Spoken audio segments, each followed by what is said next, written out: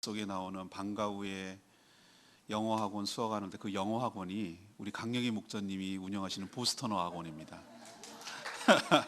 여기서 열심히 배우고 있습니다. 지금 중학교 2학년 올라가는 걸로 알고 있는데 자꾸 재촉하지 말아요. 애들이 뭘 시위 필요해. 그런데 어른도 그렇게 생각하는데 자기들도 나름대로 힘들게 살고 있다는 거예요. 아이들도 힘이 필요하다. 그럼 아이만 그러냐? 어른은 더하다. 며칠 전인가 우리 서현 집사님이 예슬이 보고 너는 좋겠다. 방학도 있고. 근데 그게 얼마나 진심이 묻어나는지 그게 느껴지는 거예요. 그 진심이. 아파도 힘들어도 뭐 괴로워도 짜증나도 가고 싶지 않아도 가야 되잖아요. 목줄이 달려있으니 가서 어쨌든 그냥 일을 해야 되잖아요. 이게 얼마나 참 괴로운 일인지 참. 뭐 그러면 직장 안 다니면 노냐? 주부들은 얼마나 힘들다고 얘기하는지 몰라요. 딱 한 주만 쉬었으면 좋겠다. 딱 밥 안 하고 어디 가서 아무도 모르는 데 가서 그냥 한 주 쉬었으면 좋겠다. 이렇게 말하는 분들이 한둘이 아닌 거예요. 근데 다 피곤하고 힘들다는 거죠. 또 막상 쉬면은 부정적 인식이 굉장히 강해요. 특히 제주는 더해요. 쉰다? 이렇게 생각하면 사지 멀쩡한데 쉰다? 이렇게 하면 뭐라고 생각하냐면은 저런 게으르고 무능하고 생활력이 없는 사람 이런 취급을 하니까 마음 편히 어디 누울 수도 없고 쉴 수도 없는 게 인생살이에요. 저희 집 옆에 건축을 하고 있어요. 건축 이렇게 또 건물이 올라가고 있는데 지금 기초공사 하고 있더라고요. 근데 뭐 알고는 있었지만 제가 우연히 해가 뜨기도 전에 나오는데 다 나와서 준비하고 일하는 거예요. 해 뜨기 그냥 사람 형체만 보이면 나와서 불 피우고 뚝딱뚝딱 거리고 일 시작하는 거예요. 근데 우리 송성길 성도님이 갑자기 생각났어요. 아, 이렇게 일하겠구나. 그냥 눈 뜨면 해가 뜨기 전에 나가서 일하고 그렇게 사는구나. 그렇게 생각하니까 마음이 짠하는 거예요. 이 시대를 안식을 잃어버린 시대라고 해요. 안식을 잃어버린 세대. 가만두질 않고 계속 바쁘게 만들어서 몰아가는 거예요. 돈에 목매이게 만들고 그래서 없이는 못 살게 만드는 구조를 만들어 놓고 사람들을 안식이 없이 계속 밀어치는, 나는 이게 사단의 전략이라고 생각해요. 충분히 쉬고 충분히 생각하고 충분히 섬기고 이런 여유를 두지 못하도록 하기 위해서 계속해서 압박하게 만들고 안 하면 죽을 것만 같은 공포감을 줘서 계속 이렇게 몰고 가는 것이, 나는 사단이 하나님을 섬기고 하나님을 사랑하지 못하게 하려는 또 다른 전략이 아닌가 이런 생각도 들기도 합니다. 근데 많은 사람들이 몸만 쉬면 쉬는 거라고 생각하는데 그렇지 않죠. 여러분 쉬어봐서 알지만 하루 종일 디굴디굴 침대에 누워있는 거 그거 쉬는 것 같습니까?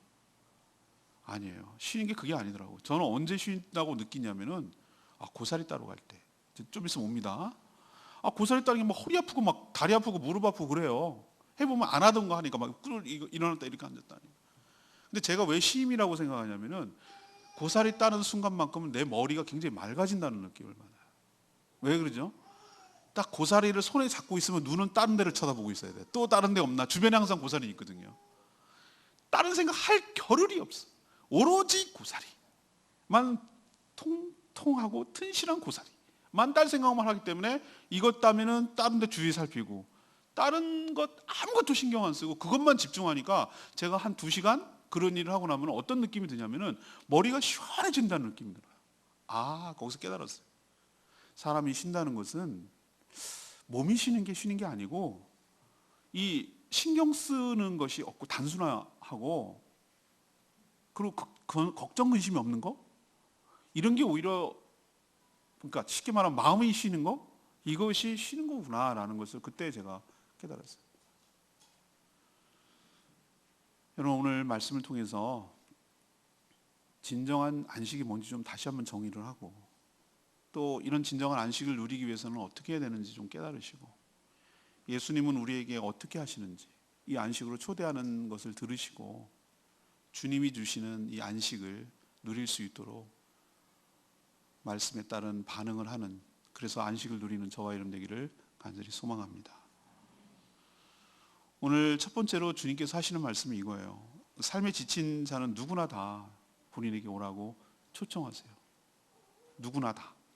오늘 28절에 보세요. 수고하고 무거운 짐진 자들아 다 다 내가 수고하고 무거운 짐을 졌다고 생각하는 자들은 누구나 넌 안 돼, 넌 돼, 이게 아니라 다 누구나 다 주님이 초청하고 있는 것에 여러분 감사하시길 바랍니다. 넌 안 돼, 너는 평생 쉴 수가 없어, 넌 수고하고 무거운 짐을 졌든 말든 너는 그렇게 그냥 살아야 돼 라고 하지 아니하시고, 삶의 무게에 지치고 삶의 책임감 때문에 지치고 무겁고 힘들게 살아가는 사람은 누구나 다 초청하신다는 말이 굉장히 복음이에요. 복음, 기쁜 소식이에요. 나도 그러면 해당되겠네. 내가 지금 수고하고 무거운 짐 진 자거든. 여기서 수고한다는 것은 노동시간이 길고 또 노동 강도가 세고 이런 개념이 아니에요. 우리나라가 선진국으로 지금 진입하는 과정이 있기 때문에 아예 법으로 정해놨잖아요. 주당 뭐 52시간인가 그렇죠? 딱 그 정해놨어요. 그 이상은 일하지 못하도록 되어 있어요. 뭐 이게 일률적으로 적용해가지고 어쩌다 말이 많지만 이게 선진국으로 가는 거거든요. 왜 그러냐면은 워라밸이라고 일과 휴식이 사람이 균형을 잡힌 삶을 살아야지 일만 하고 사람이 살 수 없다라는 것을 이제 인식하기 시작하는 거예요. 이게 선진국이에요. 왜 해외 나가면은 물가가 비쌉니까? 인건비가 높기 때문에. 적게 일해도 임금을 많이, 지금 최저임금이 많이 올라가고 있는 거거든요. 이제 10,000원까지 올리겠다 이렇게 얘기하는데 왜 그런가? 누구나 다 일을 하면 그 일한 대가를 받고 그 수익 때문에 더 많이 내기 위해서 일 노예가 되지 않도록 하고 안식과 휴식을 취해서 사람답게 살게 하려는 그런 전략 정책 때문에 이렇게 나가는 방향이거든요. 물론 갑작스럽고 우리가 적응이 안 돼서 지금 여러 가지 어려움이 많이 있어요. 그렇지만 이렇게 가는 방향은 맞다고 저는 생각합니다. 여기서 말하는, 주님이 말하는 수고라는 개념은 막 너무너무 일을 많이 해서, 옛날 같으면 뭐 어떻게 했습니까? 하루에 막 6시간 일하고 자고 나와가지고 꼭두 새벽부터 밤 늦게까지 막 일하는 걸 당연히 여기서 야근 특근 이런 개념조차 없어. 그냥 그렇게 일하는 거예요. 강도는 얼마나 센데, 밥 먹을 시간도 없이 지금도 밥 먹지 못하는, 인간답지 못하게 살아가는 사람들이 얼마나 많은데, 밥도 못 먹어. 밥도 못 먹어가지고 그냥 라면 하나에다 이렇게 먹고 컵라면 하나 먹고 김밥 몇 줄을 가지고 이렇게 꾸역꾸역 넣고 그러고 또 나가서 나를 가만두지 않으니까, 나를 막 계속 찾고 요구하니까. 점심시간 그래도 1시간 있는 건, 그런 환경은 좋은 환경이에요. 얼마나 그렇지 못한 환경이 얼마나 많은지 몰라요. 그냥 떡볶이로 때우고 이렇게 살아가는 사람들이 수두룩해요. 밥도 못 먹고 이게 뭐 하자는 건지 모르겠어요. 일은 길게 오래 하고 밥도 못 먹고 힘은 애는 쓰고 막 힘들어서 입에 단내가 나도록 그렇게 해야 겨우 먹고 살아가는 이런 사람만을 의미하는가? 아니에요. 여기서 말하는 수고하고 무거운 짐진 자들 할 때 이 수고는, 예수님이 말하는 수고는 그런 현상을 얘기하는 게 아니라 내 힘으로 인생을 꾸리고 내 힘으로 설계하고 내 힘으로 살려고 아둥바둥거리고 그렇게 살다가 지쳐있는 사람들, 이게 수고한 사람들인 줄로 압니다. 진짜 수고는 뭔지 아세요? 결과가 있으면 사람이 수고롭다고 생각하겠어요? 내가 애쓰고 계획하고 준비한 대로 살면 인생이 뭐가 수고롭다고 하겠어요? 마음대로 안 되니까. 난 이렇게 하면 될 줄 알았는데, 이렇게 가게 차리면 될 줄 알았는데 쫄딱 망하는 걸 어떻게 설명할 거야? 팔이 날리는 걸 어떻게 설명할 거야? 의욕은 처음엔 충만했는데 난 정말 이 직업에 가면, 이 직장만 들어가면 나을 거라고 생각했는데 생각지도 못했던 여러 가지 어려움 때문에 얼마나 나가지도 못하고 들어가지도 못하고 이직하려니 힘들고 이렇게 하려니 힘들고, 난 이게 아닌데 내 계획은 5년, 10년 이렇게 해서 착착 모아가지고 어떻게 노후 준비하고 난 여행하고 막 이런 거였는데 자기 마음대로 되지 않는 거예요. 그래서 실망하고, 그래서 지치고, 걱정되고, 두렵고, 점점 시간은 갈수록 정년은 이제 다가오는데 어떻게 해야 될지 모르겠고, 노후 준비는 전혀 안 돼 있고, 이런 사람들, 내 힘으로 삶을 살아가려다가 지치고 힘든 사람들, 이런 사람들을 보고 수고한 사람들이라고 부르고, 그런 사람들은 누구나 다 주님께 오라고 지금 초청하고 있는 줄로 믿습니다. 무거운 짐 진 게 뭐예요? 힘든 일을 하는 게 무거운 짐 진 거예요? 삶의 무게감과 삶의 책임감 때문에 지친 사람들, 눌려있는 사람들을 말하는 거예요. 당시 이렇게 초청했을 때는 여러 가지 종교적 관습과 여러 가지 율법 때문에 나를 해방시킨 게 아니라 더 목을 조르고 발목을 잡아서 꼼짝달싹 못하게 만드는 수많은 그 발목잡이들, 그런 것 때문에 지쳐있는 거예요. 우리는 얼마나 무섭습니까? 직장 그만둬? 그럼 너 어떻게 할 거야? 당장 의료보험은 어떻게 할 거고, 연금은 어떻게 낼 거며, 너 적금 들어가는 거 그 이자 갚는 건 어떻게 할 거야? 이런 식으로 목을 꽉 조이고 있으니까. 아파도 일해야 되고, 죽지 않으면 일 나가서 일을 해야 되고, 한 번도 쉴 수도 없고, 이렇게 살아가는 것이 이게 무거운 짐 아니겠어요? 삶의 무게 아니겠어요? 이렇게 수고하고 무거운 짐진자들이 당시만 있는 것이 아니라 지금 우리 이 시대를 살아가고 있는 이 지금 우리도 알고 보면은 수고하고 무거운 짐을 잔뜩 지고 살아가는 사람이고, 그렇다면 주님의 초청이 우리도 해당되는 줄로 믿습니다. 주님께 가면, 주님이 초청해 주시면 이런 쉼을 얻게 된다고 오늘 약속하고 있어요. 28절 다시 읽어볼까요? 수고하고 무거운 짐진 자들아 다 내게로 오라. 내가 너희를 쉬게 하리라. 내가 너희를 쉬게 하리라. 내가 너희를 쉬게 하리라. 근데 놀랍게도 안타깝게도 이렇게 주님이 수고하고 무거운 짐진 자들, 삶에 지친 자들, 삶의 무게감과 책임감 때문에 그렇게 지쳐 살아가는 사람들을 다 초청하는데도 불구하고 다 그 초청에 응하는가? 그렇지 않아요. 그게 아이러니예요. 오늘 25절 보세요. 천재 주신 하나님이요, 하나님께 지금 예수님이 기도하고 있는 내용인데, 이것을 이라고 말했을 때 앞에 있는 내용도 해당되지만, 저는 이렇게 초청하는 것을, 이런 놀라운 비결을, 이 은혜를, 이 기쁜 소식을 지혜롭고 슬기 있는 자들에게는 숨겨버리시고 어린아이에게는 나타내심을 오히려 감사한다고 그랬어요. 옳습니다. 이렇게 된 것이 하나님의 뜻입니다 라고까지 했어요. 이 모든 사람들 하나님께서 자신에게 주셨으니 이들 외에는, 아버지 외에는 아들을 아는 자가 없고, 이들과 또 아버지의 소원대로 계시를 받은 자 외에는 아버지를 아는 자가 없다라고 그랬어요. 이 얘기가 무슨 뜻인 줄 아십니까? 주님이 다 초청을 해요. 수고하고 삶의 무게에 지친 자들을 다 초청하지만 다 거기에 응하는 것이 아니라는 거예요. 오늘 뭐라고 얘기했죠? 지혜롭고 슬기 있는 자들. 아니, 지혜롭고 슬기가 있으면 더 그런 초청에 응하고 이런 쉼을 얻기를 간절히 바라지 않겠어요? 근데 그게 여기서는 중의적 의미, 비꼬는 의미예요. 스스로 지혜롭다고 생각하고 스스로 슬기롭다고 생각하는 자들에게는 이 초청의 비밀과 쉼의 비밀을 가려버리시고, 어린아이처럼 아무것도 기댈 것이 없고 오로지 그 초청에 응해야만 내가 살 수 있다라고 생각하는 겸손한 자에게는 이 초청이 응하도록, 호응하도록 해주신 것이 하나님의 뜻이며 아버지의 은혜인 줄로 믿습니다라는 기도예요. 맞습니다. 전 이것이 해당된다고 생각해요. 왜 사람들이 지금도 이 쉼을 자기가 지쳤다는 걸 알겠어요. 자기가 수고하고 애쓴다는 것도 다 알아요. 삶의 무게 때문에 힘들어하는 것도 알고 있으면서도 불구하고 이렇게 얘기를 하는데도 왜 안 올까? 그게 믿겨지지가 않거든요. 그게 진짜 쉼을 준다고 여겨지지가 않거든요. 내 식대로 하는 것이 쉼이라고 생각하거든요. 나는 정말로 열심히 개처럼 벌어서 정승같이 쓸 거야. 난 다 계획이 있어. 10억 모으기 해가지고 떵떵거리면서 나는 조기 은퇴할 거야. 다 자기 생각이 있거든. 자기 슬기로움, 자기 지혜에 빠져서 주님이 주신 초청을 응하지 않는 거예요. 이게 자신의 한계라는 걸 모르고 살아가는 거예요. 주님께 오면은, 다 맡기면은, 다 오면은 쉼을 주겠다고 하는데도 불구하고 거절하는 이유는 자기 착각과 자기의 교만에 빠져서 그걸 응하지 않는 거예요. 여러분이 이 주님의 초청에 응했다는 것은 하나님의 축복 그 자체가 축복이기도 하고 은혜인 줄로 믿습니다. 여러분이 스스로 지혜롭고 슬기로운 생각함이 아니라 나는 어린아이 같은 사람입니다, 주님의 은혜가 없이는 살아갈 수가 없습니다라고 생각하고, 또 놀랍게도 하나님의 소원대로 하나님의 이 놀라운 계시를 받은 자라는 증거이기 때문에 여러분은 그 초청에 응했다면 바로 하나님에 속한 존귀한 자인 줄로 믿습니다. 여러분도 이런 초청에 응해서 어린아이 같이 주님의 품에 안겨서 안식을 누리는, 쉼을 누리는 복된 인생으로 살아가게 되기를 간절히 바랍니다. 두 번째는 멍에를 메고 배우면 쉼을 주신다고 오늘 약속하고 있어요.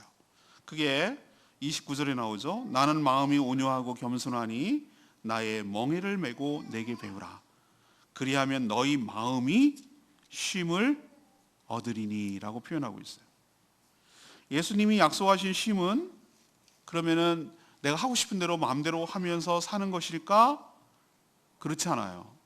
그걸 사람들이 자꾸 오해를 해요.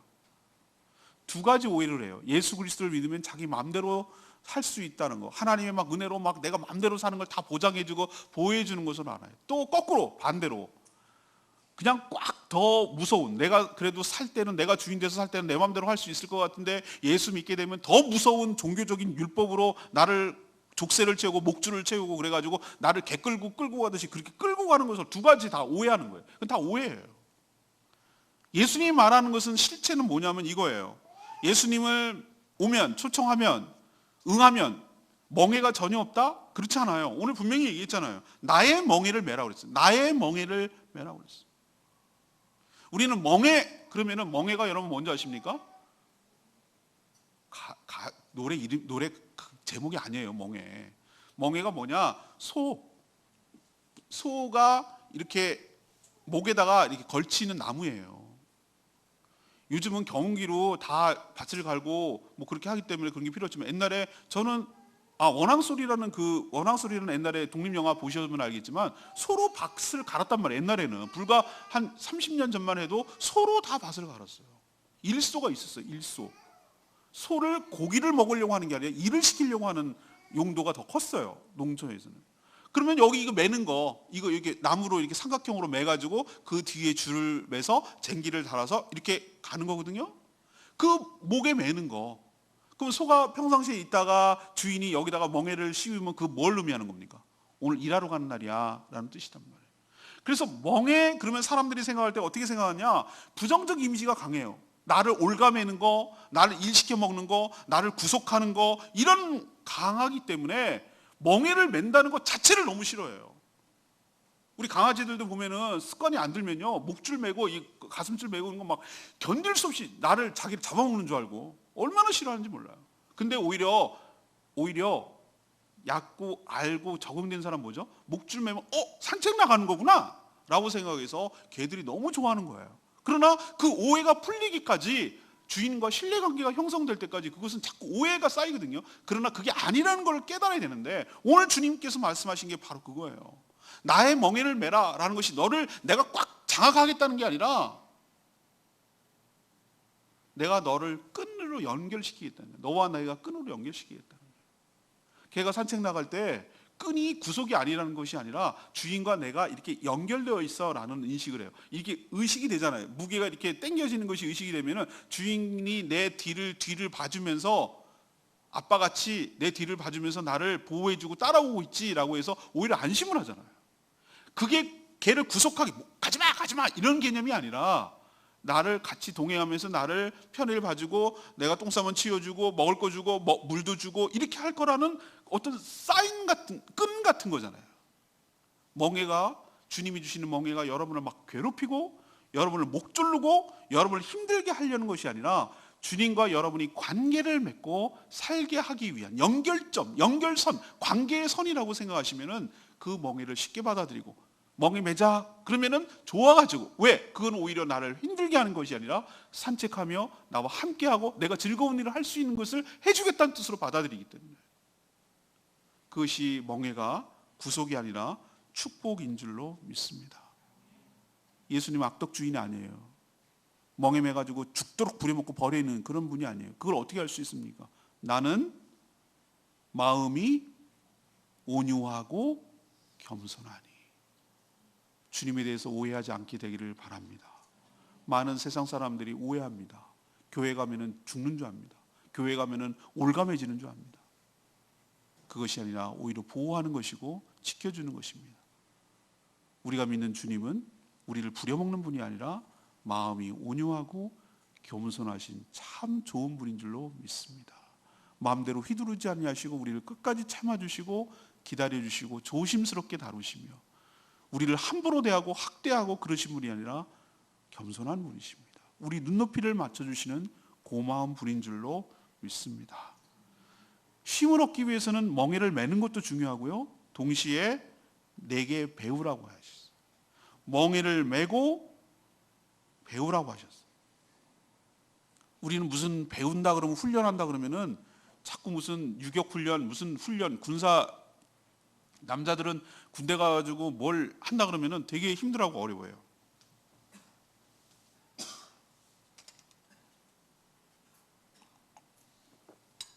뭘 배우는 것이 굉장히 곤욕스럽고 힘들 때가 있어요.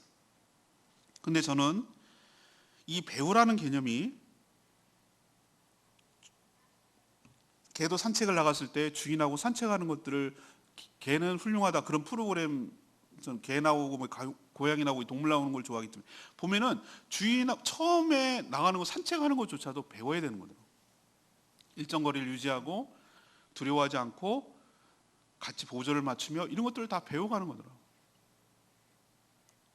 그 배우고 나면 이제는 편안해져서 산책 나가는 것이 서로 불편하지 않고 힘들잖아요. 저는 이 배운다는 개념을 2인용 자전거에다가 비유를 했어요. 여러분 유원지 같은 데 가면 1인용 자전거가 아니라 2인용 자전거, 주로 데이트할 때 많이 사용하는 거죠. 그죠? 2인용 자전거 아시죠? 두 명이 동시에 타는 거, 좀 길쭉하게 생긴 거. 앞에 있는 사람이 핸들을 잡고 운전을 합니다. 뒤에 있는 사람은 핸들을 잡지 않아도, 핸들을 잡긴 잡지만 자기가 운전하지 않아도 페달만 밟으면 됩니다. 2인용 자전거를 타더라도 서로 호흡이 맞아야 됩니다.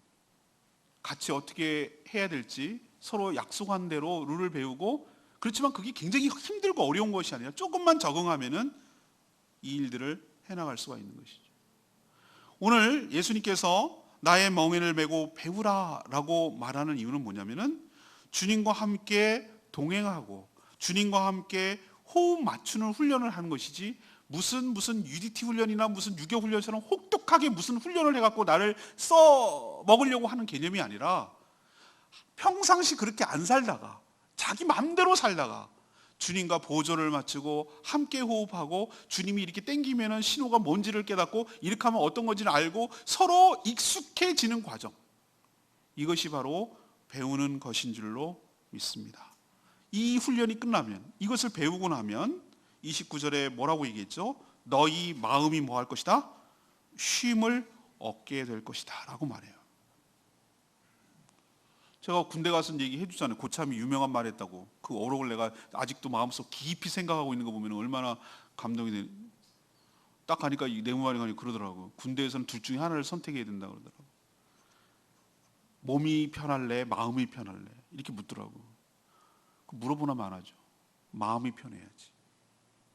그러면은 마음이 편하려면 몸이 부대낀대, 힘들대. 몸이 편하려면 마음이 힘들대. 너 어느 것을 선택하려고 묻더라고.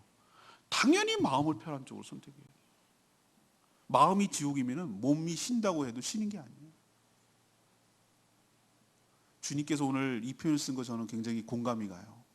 여러분들에게 안식을 주는데 몸이 쉬게 해줄 거라고 말하지 않고 마음이 쉼을 얻으리니, 주님이 주시는 멍에를 메고 주님이 주신 멍에를 배워가는, 그 함께 동행하는 것을 배워갈 때 여러분에게 마음의 쉼을 허락하여 주실 줄로 믿습니다. 이게 쉬는 거예요.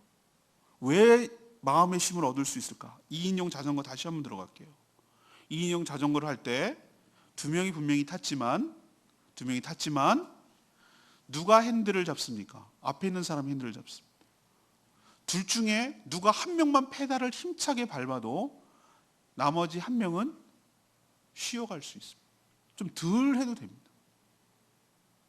주님께서 소를, 우리 결이 다시 한번 얘기할게요. 소의 멍에를 맬 때 우리는 한 소를 얘기해요. 한 소. 한 마리의 소만 생각을 해요. 근데 이스라엘은 두 마리의 소였어요. 우리도 옛날에 황희정승 얘기 들어보면 알겠죠? 두 마리의 소가, 왜 그래야 힘이 받으니까. 전 여기서 깨달았어요. 아, 이거구나. 멍에를 맨다라는 것은 너 멍에 매, 난 안 맬게 개념이 아니라 우리가 주님과 함께 같이 멍에를 매는 거예요. 주님이 주도해 가시고 우리는 옆에 따라가기만 하면 될 줄로 믿습니다. 2인용 자전거를 탔어요. 주님이 핸들을 잡으시고 주님이 페달을 힘차게 밟으세요. 난 그 뒤에 앉아 있을 뿐이에요. 나는 밟는 신용만 하면 되고 그 뒤에 앉아 있기만 하면 돼요. 어디로 가야 될지, 어떻게 힘을 줘야 될지는 운전하시고 페달을 밟으시는 주님이 주도해 가시고 이끌어 가는 줄로 믿습니다. 뒤에 앉은 사람은 걱정할 게 없어요. 어떻게 방향을 잡아야 될지, 얼마만큼 힘을 줘야 될지, 어디로 가야 될지 신경 쓸 거 없어요. 그냥 나는 여유 있게 경치를 즐기고 발만 앉아놓고 그렇게 발은 신용만 해도 발은 가는 거예요. 자전거는 가는 거예요. 여러분의 인생이 그렇게 되기를 원합니다. 여러분의 인생이 그렇게 되기를 원하려면 주님의 자전거에 2인용 자전거에 올라타야 돼요. 주님께 핸들을 맡겨야 돼요. 주님이 페달을 밟으실 것을 믿어야 돼요. 그렇지만 올라타지 않으면 안 돼요. 그 멍에를 매란 얘기는 그 얘기예요. 주님께 함께 소처럼 같이 매지만 한 명의 한 마리의 소가 주도해 가는 거예요. 나는 그냥 옆에서 따라가면서 보조만 하면 돼요. 얼마나 마음 편해요. 얼마나 신경 쓸 게 없어요. 그 전까지만 해도 내가 다 신경 써야 되는 거예요. 내가 다 뭘 어디로 가야 될지, 내가 다 어디로 힘을 줘야 될지, 내가 어느 방향으로 가야 될지, 자전거는 어디서 살 건지 다 내가 책임졌어요. 그러니 삶에 지치고 힘들고 어려웠지만 오늘 주시는 이 말씀, 나의 멍에를 메고 내게 배우라는 말이 그 뜻이라고 생각한다면 난 얼마든지 하겠어요. 주님이 그런 뜻으로 여러분을 초청하시고 여러분에게 하시는 말씀이 너 이제 신경 쓰지 마. 내가 너의 인생을 이끌어 갈게. 너는 나랑 이제 같이 탔어. 내가 어느 방향으로 갈지 내가 결정할게. 그리고 너 막 애쓰고 페달 힘 쓰지 마. 내가 다 밟아줄게. 너는 그냥 뒤에 타고만 있어. 그리고 마음 편안하게 경치 즐기고 바람을 즐기고 주변을 즐겨. 너는 하나도 신경 쓸 거 없어. 그냥 내 뒤에 있기만 하면 돼. 이게 마음을 쉬는 것인 줄로 믿습니다. 여러분 인생을 주님께 맡기세요. 뒤뚱뒤뚱거리고 넘어지고 엎어지고 무릎 까지고 두려움에 떨면서 어디로 가야 될지, 속도를 얼마나 해야 될지, 얼마큼 힘을 줘야 될지, 밟아야 될지, 오르막이면 오르막대로 힘들고 내리막이면 내리막이라서 무섭고, 그거 이제 그만하세요. 그만하시고 주님이 제시한 2인용 자전거, 주님과 함께 타는 자전거에, 주님과 함께 매는 멍에 같이 매시면 여러분을 괴롭히고 여러분을 구속하고 여러분을 못살게 울고 여러분을 써먹으려고 주님이 그렇게 하는 게 아니라 오히려 여러분을 도와주려고, 여러분에게 힘을 주려고, 여러분에게 안식을 주려고, 여러분이 편안하게 하려고 여러분을 초청하는 것인 줄로 기억하시고 주님께 모든 것을 맡기고 주님만 따라가며 주님만 보조 맞추는, 그래서 진정한 안식을 누리는 저와 여러분 되기를 소망합니다. 마지막 세 번째는 뭡니까? 주님의 멍에는 쉽고 가볍다는 거예요. 30절에 나오죠. 이는 비코스를 말하는 거예요. 내 멍에는 쉽고 내 짐은 가벼움이라. 이렇게 말씀하신 이유는 당시 바리새인들이 무거운 짐을 묶어서 사람의 어깨에 지우는 자들이라고 예수님이 말할 정도로 여러 가지 종교적 관습과 여러 가지 율법의 매임 때문에 너무나 힘들게 살았어요. 그래서 누군가를 믿고 누군가를 따른다는 것이 이 사람들 제자들에게는 화들짝 놀래는, 뭐 보고 놀란 것을 뭐 보고 놀란다고 예수님이 또 다른 짐을 우리에게 얹어주는 것 아닐까? 이런 오해가 있어요. 많은 사람들이 왜 예수 그리스도를 믿기가 꺼려하고 두려워합니까? 예수 믿으면은 더 큰 부담, 로딩이 생길까 봐 두려운 거예요. 저는 정말 날 것 그대로에서 전도를 할 때 얘기 들은 적이 몇 번 있어요. 어느 분하고 친해졌어요. 그분 안 믿는 분이에요. 근데 제가 목사인 걸 나중에 알게 됐어요. 그래서 내가 물어봤어요. 왜 그렇게 교회에 오시는 게 싫으시냐? 왜 이렇게 뭐 때문에 그러시냐라고 속내를. 근데 그것도 친한 사람한테나 얘기해 주지 이걸 얘기하겠어요? 두 가지 얘기하더라고. 하나는 제사 안 드리는 게 싫대. 왜 제사를 안 드리냐면 이분들이 무슨 막 효심이 지극하고 막 조상을 잘 쓰는 그게 아니라 제사를 안 드리면 내가 괜당해서 왕따 당하는 게 무섭다는 거예요.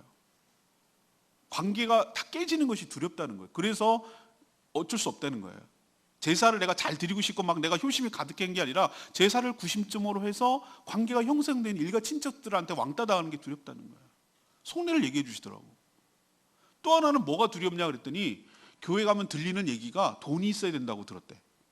왜 그러냐면 헌금 생활하는 게 자기가 싫다는 거예요. 나는 왜 그러냐면 역사적으로 제주도에서는 어떤 일이 있으면 단 한 번도 외부에서 지원해 준 적이 없어요. 항상 들어와가지고 뺏어만 갔어. 뺏어만 갔어.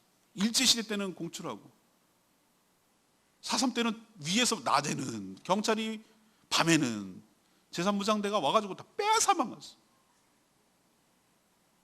그러니 늘 뺏기는 것에 대한 두려움이 있어요. 그런 사람들에게 교회 나와라 소리 하면은 뭐 헌금생활이 이렇게 부담스럽다 이거예요. 그래서 싫다는 거예요. 그 속내를 얘기하더라고요. 제주만 그렇습니까? 많은 사람들이 전도해보면 뭐가 싫으냐면은 교회 가면은 부담감, 여러 가지 재정적인 부담감, 시간에 대한 부담감, 뭔 부담감이 엄청 많아서 그게 없는 게 차라리 낫지, 그런 부담감을 안고는 하고 싶지 않다는 거예요. 근데 오해하고 있는 거예요. 오늘 예수님께서 뭐라고 그랬어요? 내 멍에는 쉽고 내 짐은 가볍다고 그랬거든요. 없다는 게 아니라 쉽고 가벼운데 사단은 뭐라고 속이냐면은 무겁고 힘들어. 가면은 네가 진정한 안식을 누릴 수 없어. 얼마나 더 부담이 되는 줄 알아? 신앙생활하는 게 교회 생활이면 그냥 되는 줄 알아? 다 돈 있어야 돼, 시간 있어야 돼, 그런 사람만 할 수 있어 라고 그렇게 계속 심어주는 거예요. 그래서 그 안식을 접근하지 못하고 그 안식을 실체를 보지 못하고 누리지 못하도록 차단막을 해갖고 안경을 이렇게 씌워놓고서 못 보게 만드는 거예요. 이게 사단의 전략이에요. 사실은 아닌데. 주님의 멍에가 쉽고 짐이 가벼운 이유는 무엇입니까? 왜 그렇습니까? 예수님께서 그 짐을, 우리 내 삶의 짐을 다 가져가서 처리해 주셨기 때문인 줄로 믿습니다. 그 현장이 십자가예요. 우리 삶이 힘들고 어려운 게 뭡니까? 뭐 때문에 그렇게 힘듭니까? 저는 깨달았어요. 죄의 짐이 너무너무 무겁다는 거예요. 사단의 굴레가 너무너무 힘들다는 거예요. 사단이 종살이하면서 살아가는 것, 내가 하기 싫어도 죄를 지어야 되고 내가 원치 않아도 그렇게 해야 되는 거, 꼼짝도 없이 그렇게 끌려다니는 삶이 얼마나 지치고 힘든지 모르고, 죄를 짓는 것도 힘들고 그 죄책감에 힘들고 죄의 후유증 때문에 힘들고 죄의 결과 때문에 힘들고 죄의 무게에 눌려서 살아가고, 또 점점 늙어가면서 죽어간다는 것에 대한 공포가 무섭고 두렵고, 인간이 처한 여러 가지 실존적인 어려움들, 그게 바로 죄와 사망의 문제, 사단의 권세의 문제, 이 문제를, 그 삶의 무거운 근원적인 짐을 주님께서 자기가 다 가지고 가셔서 십자가에서 해결하시고 처리하시고 완벽하게 그것을 끝내주신 줄로 믿습니다. 예수님이 가상칠언, 십자가에서 마지막에 했던 건 다 이루었다, 다 지불되었다, 다 해결하였다, 이 말씀을 하셨잖아요. 이 얘기가 바로 내 삶의 문제가 십자가에서 해결됐다는 것이에요. 그럼 나는 뭐만 하면 되는가? 예수님께 내 짐을 가져가서 십자가에 내려놓기만 하면 그 십자가에서 내 삶의 문제가 해결되고 주님이 주시는 평안과 주님이 주시는 안식과 주님이 주시는 영생을 누리게 될 줄로 믿습니다. 그래서 가볍고 그래서 쉽다고 말하는 거예요. 죄로 인한 저주, 죄로 인해서 관계가 파괴되는 고통, 그로 인한 죽음의 공포, 이런 것으로부터 해결해 주셨기 때문에 주님께로 가기만 하면 쉽고 가벼운 짐을 짓고 살아갈 수 있다는 뜻입니다. 짐이 없다고 하지 않았습니다. 쉽고 가볍다고 했지 전혀 없다고 하지 않았습니다. 쉽고 가벼운 이유는 주님께서 우리의 삶을 성령과 말씀으로 인도해 주시기 때문인 줄 믿습니다. 다 가르쳐줘요. 어떻게 하는지 다 가르쳐줘요. 어떻게 살면 쉬운지 가르쳐줘요. 그래서 전혀 없다고 하지 않고 네 마음대로 살라고 하지 아니하고 내 짐을, 내 멍에를 메면은 얼마든지 쉽고 가벼워서 갈 수 있다고. 그 전에 그 삶에 짓눌려서, 죄에 짓눌려서 사는 것과 비교하면은 충분히 감당할 수 있는 것이라고. 그래서 안식을 얻으라고 주님이 우리에게 초청하고 있는 줄로 믿습니다. 그러니 사단의 거짓말에 속지 마시고, 또 다른 구속이고 또 다른 짐이 있다, 더 무거운 짐이 있다는 사단의 거짓말에 속지 마시고, 주님이 주시는 짐은 짐에 비해서 훨씬 더 큰 축복과 은혜가 있고 능히 감당할 수 있는 짐임을 기억하시고 주님의 멍에를 기쁘게 받아들이시고 주님과 동행하는 복된 삶을 살게 되기를 간절히 축복합니다. 사단의 전략이 뭐라고요? 아까도 말씀드렸죠. 안식을 누리지 못하고 딴 생각할 겨를이 없도록, 우리를 쉬지 못하도록 몰아치고 압박하는 거예요. 바쁜 거요? 바쁜 게 죄예요. 말씀을 들을 겨를도 없다. 그럼 내가 지금 뭔가 잘못 살고 있는 거예요. 주객이 전도된 것이. 뭐 때문에 그렇게 바쁘게 사느냐? 사단에게 속고 있는 거예요. 너 일 안 하면 너 누가 먹여 살리는 줄 알아? 이런 식으로 우리를 옥죄이고 두렵게 만들고 공포에 떨게 만들어서 노동이 저주가 되어버리도록, 일하는 것이 축복이 아니라 저주가 되어버리도록, 죽도록 일을 해서 닳고 망가지고 없어져서 죽어가도록 만드는 것이 사단의 무서운 전략이에요. 그러니 여러분, 주님의 초청에 호응하시고 그 안식을 누리는 복된 인생으로 살게 되기를 원합니다. 사단에게 속지 마시고 주님께서 하시는 진리의 말씀을 들으셔서 주님의 초청에 호응해서 응해서 주님이 주신 진정한 안식을 누리게 되기를 간절히 바랍니다. 지금도 예수님은 누구나 초청을 하고 계세요. 그러나 실제 혜택을 입는 사람, 은혜를 입는 사람은 소수예요. 근데 여러분을 택해 주신 것을 감사하시고 스스로 지혜롭고 슬기롭다고 착각하지 않고 어린아이처럼 주님의 은혜가 아니고서는 쉴 수가 없음을 깨달아 주님의 안식을 그리워하고 주님의 안식을 신뢰하고 믿고 나와서 그 안식을 누리는 것이 엄청난 특혜이며 특권이고 축복인 줄 아시고 이 삶을 누리며 살아가는 복된 인생 되기를 축복합니다. 모든 주인은 똑같은가? 그렇지 않습니다. 아까 말씀드렸죠. 우리 주님, 예수님은 마음이 온유하고 겸손하신 좋은 분이에요. 우리에게 가르쳐 주신 것은 써먹으려고 가르쳐 주시는 것이 아니라 그 배우는 내용을 가만히 보면 주님과 동행하는 법을 배우게 하는 거예요. 주님과 함께 보조 맞추고 걸음걸이하고 2인 삼각경기하는 것처럼 호흡을 맞추는 훈련, 그게 전부예요. 그렇게 따라가기만 하면 주님이 다 주도해 가시고 주님이 다 힘을 주시고 주님이 다 방향을 결정하세요. 그냥 우리는 옆에서 같이 따라가면서 보조하기만 하면 돼요. 내가 신경 쓸 거 하나도 없어요. 내 인생을 주님께 맡기고 2인 삼각경기에서 주님과 함께 어깨동무하면서 가면 주님이 다 인도해 가시고 주님이 다 책임지시기 때문에 여러분이 다른 것이 아니라 마음이 쉼을 얻게 될 줄로 믿습니다. 이게 진짜 쉬는 거예요. 마지막으로 멍해가 없다면 여러분은 통제불능할 거예요. 막 사는 게 행복할 것 같아요? 길거리에서 또 따라다니는 길고양이나 들개가 여러분 행복해 보이십니까? 저는 안 그래요. 끈이 구속입니까? 강아지들이 끈이 그 강아지를 막 올가매는 겁니까? 아니죠. 주인과 함께 있다는 거잖아요. 연결되어 있다는 증거잖아요. 주님의 멍에가 여러분을 구속하고 여러분을 괴롭히려는 것이 아니라 주님과 관계를 맺고 있다는 증거인 줄로 믿습니다. 주님의 멍에가 무거운 것이 아니라고 말씀드렸잖아요. 다 가르쳐 주신다고 하셨잖아요. 말씀과 성령을 통해서 그 쉼을 누리고 살고 주님과 함께 동행하는 법을 가르쳐 준다고 했잖아요. 그래서 쉽고 가볍다고 말하는 거예요. 충분히 여러분 감당할 수 있습니다. 멍에와 짐이 없다는 말에 속지 마십시오. 내 마음대로 할 수 있다는 말에 속지 마십시오. 그 짐이 무겁다는 말에, 사단의 말에도 속지 마십시오. 주님은 온유하고 겸손한 분이고 짐이 없지는 않습니다. 그러나 충분히 감당할 만하고 감당하는 것에 비해서 엄청난 특혜와 축복이 있다는 거 기억하시고 주님과 함께 보조를 맞춰서 진정한 안식을 누리며 살아가는 복된 인생 되기를 축복합니다. 오늘 말씀 붙들고 우리 379장 찬양지 부르고